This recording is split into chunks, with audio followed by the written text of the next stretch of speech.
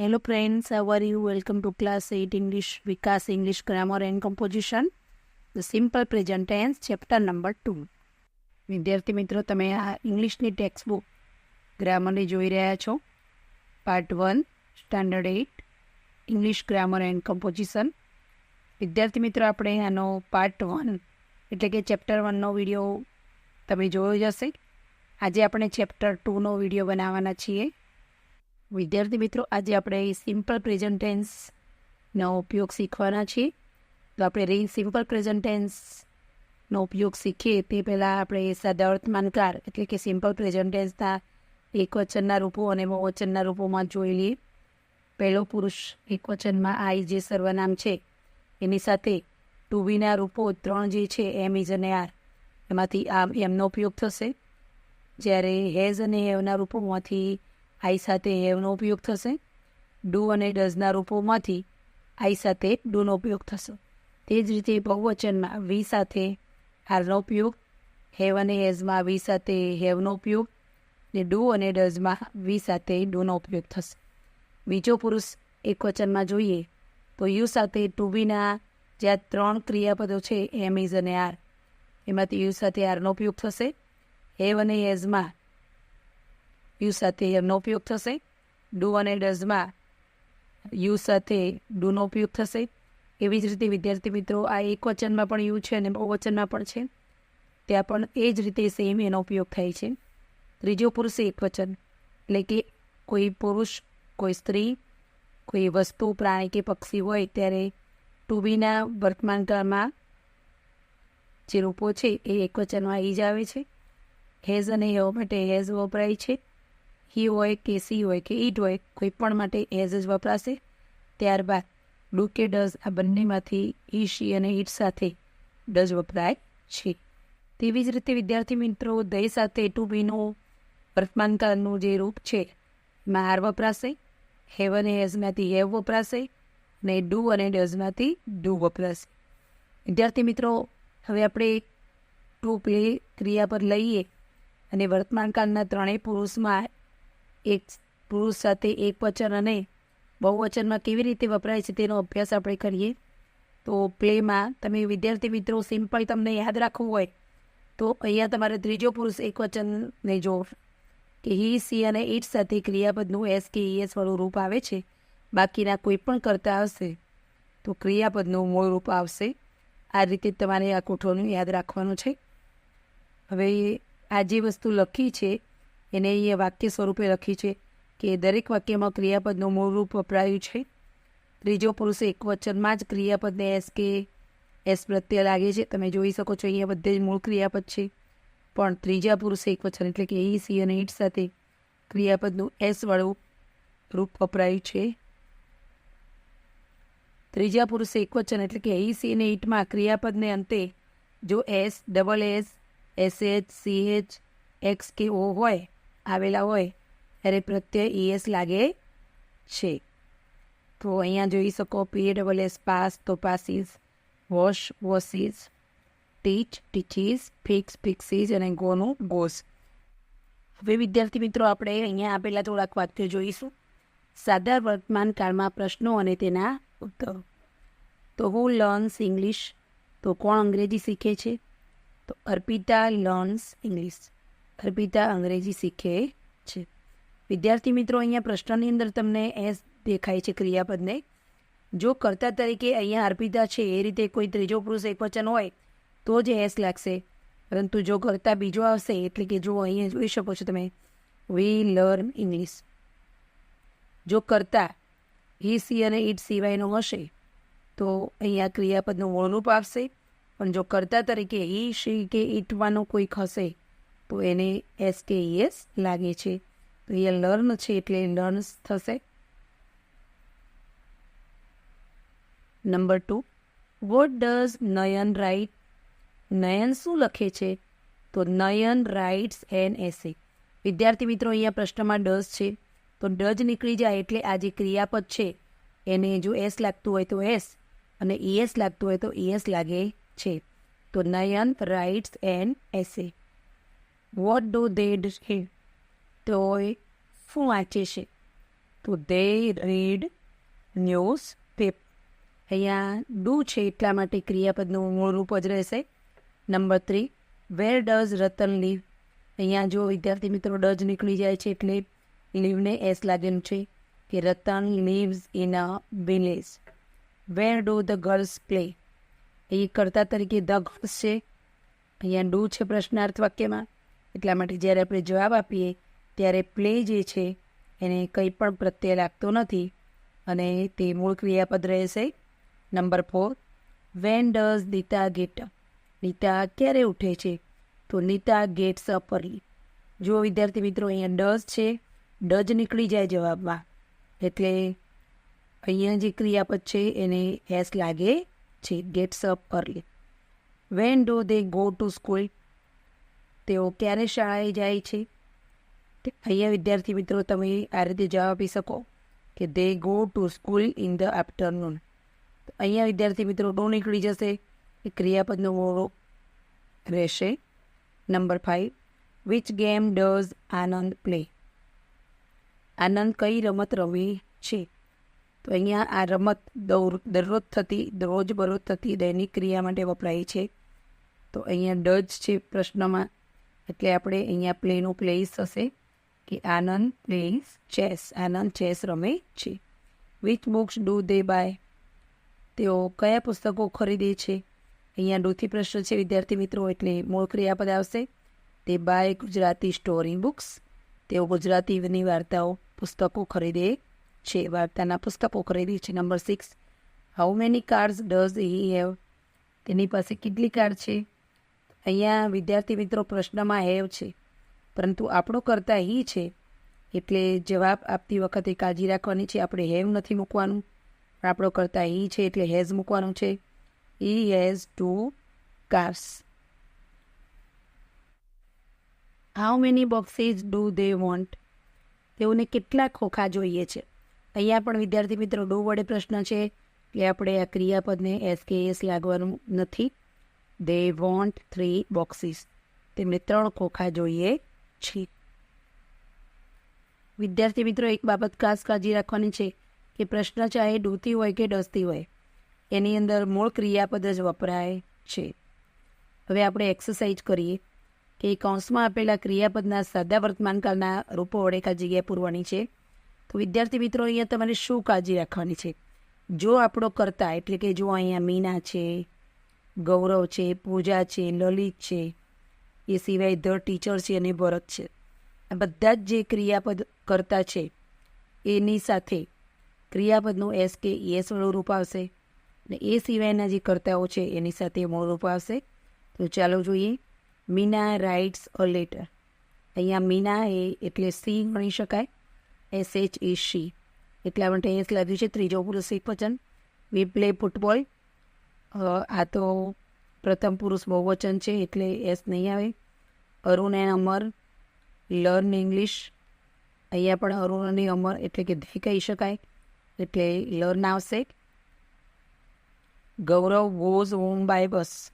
તો ગોનું ES વાળું રૂપ વોઝ થયું છે. ગૌરવ એ ત્રીજો પુરુષ એકવચન છે એટલા માટે. પૂજા ટીચીઝ મી ટુ સ્વિમ. અહીંયા પૂજા છે કર્તા તરીકે એટલે ટીચરું ટીચીસ થશે, SKES લાગશે. વી run fast.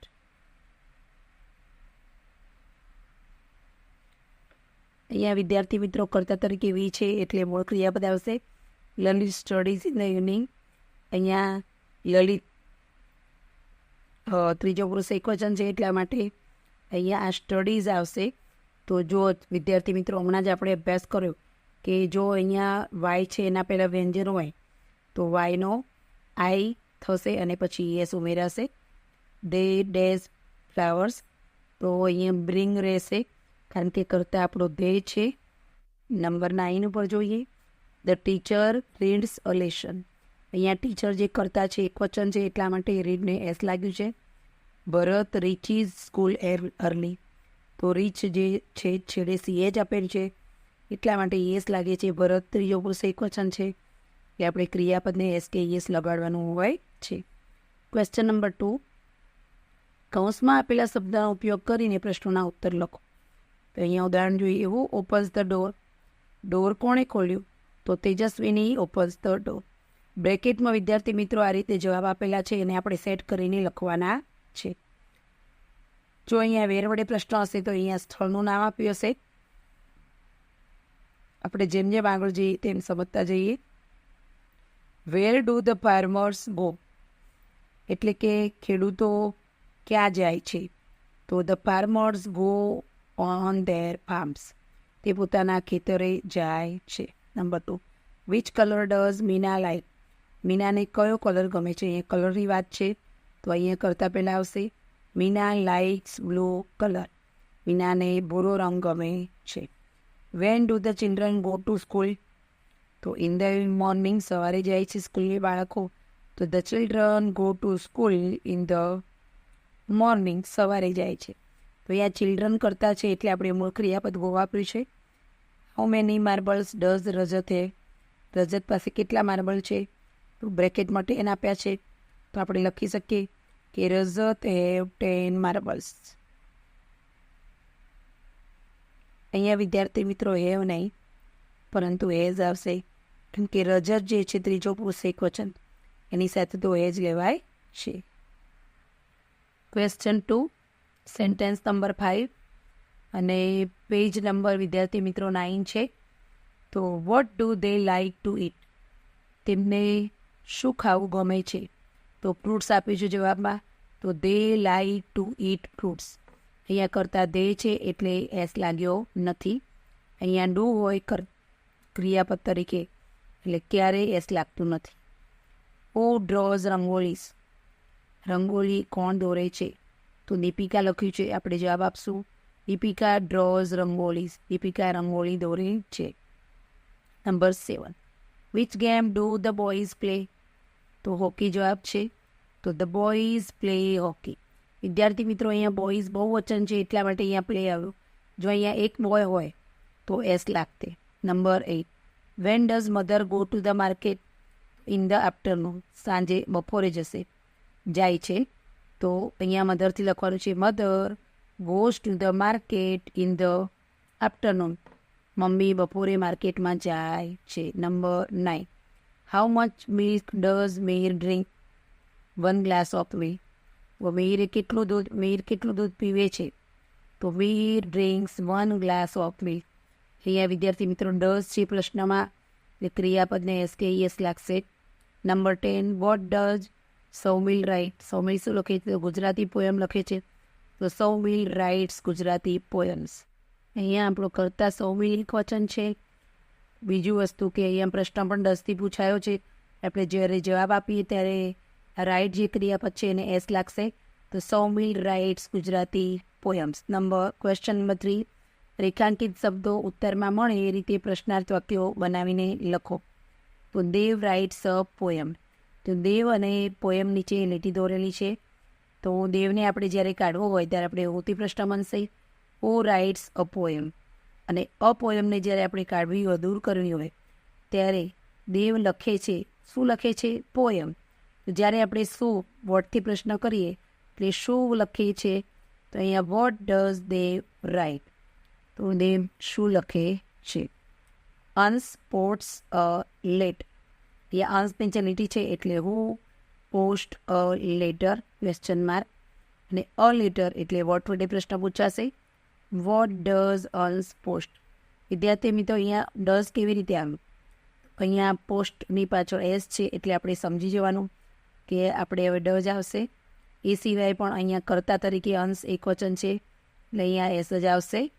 Number 2, the children sing a song, the ચિલ્ડ્રનને આપણે દૂર કરવું હશે તો એની જગ્યાએ આપણે હું લખી દઈશું who sing a song question mark, direct બની જશે. અને શું ગાય છે? તો અ સોંગ, તો આપણે વોટ વડે પ્રશ્ન બનાવશું. વોટ ડુ ધ ચિલ્ડ્રન સિંગ. વિદ્યાર્થી મિત્રો અહીંયા ડુ આવે કે ડઝ આવે એ તમને પ્રશ્ન થશે. તો ધ ચિલ્ડ્રન બહુ વચન છે એટલે આપણે ડુ આવશે.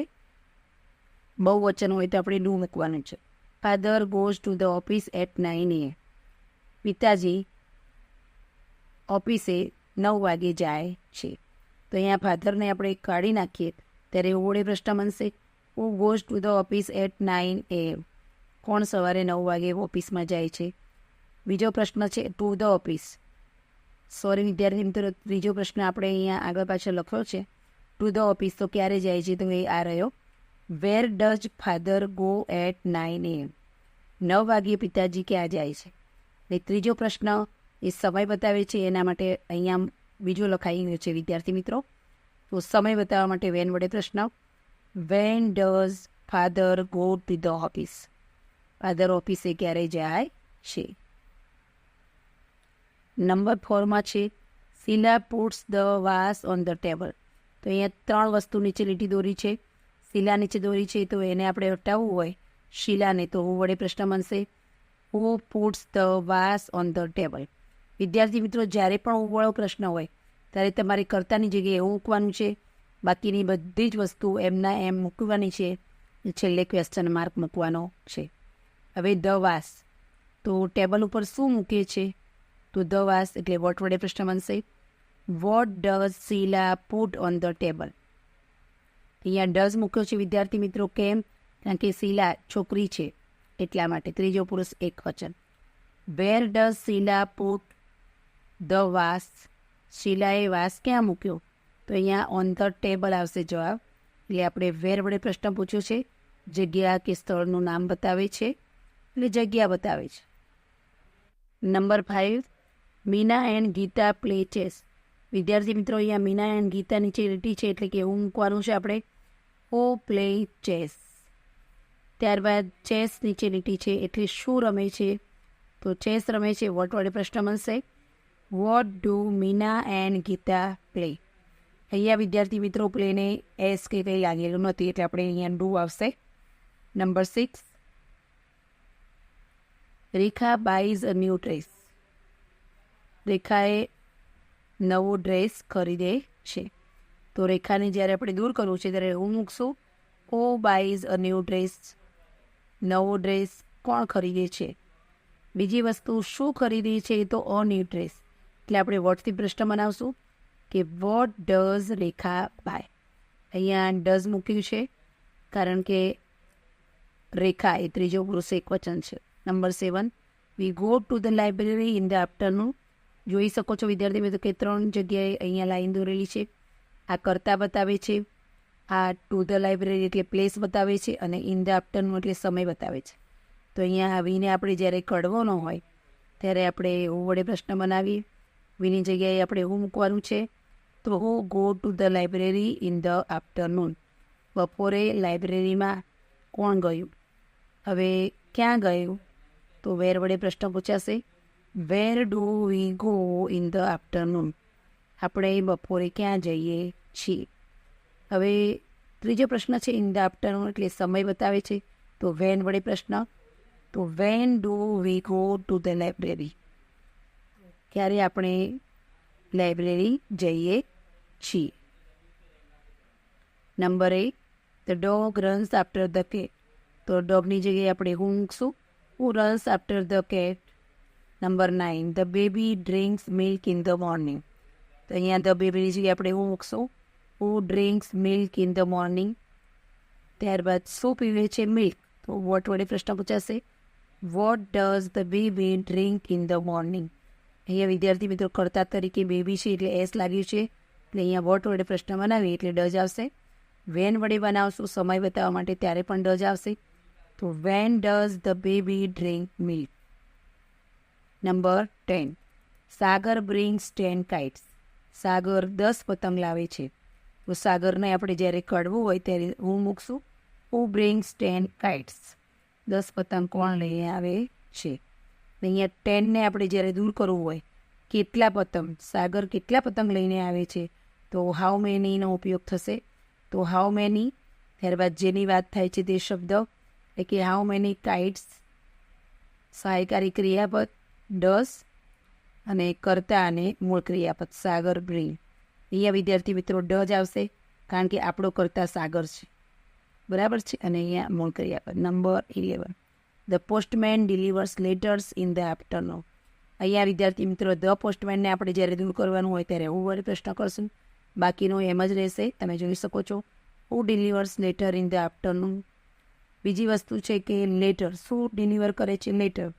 તો જ્યારે આપણે લેટરને કાઢવાનું હોય ત્યારે આપણે વોટ વડે પ્રશ્ન બનાવશું. તો what does the postman deliver in the afternoon. Postman બપોરે શું ડિલિવર કરે છે. ને હવે ઇન ધ આફ્ટરનૂન સમય આપણે કાઢવાનો છે, તો વેન વડે પ્રશ્ન.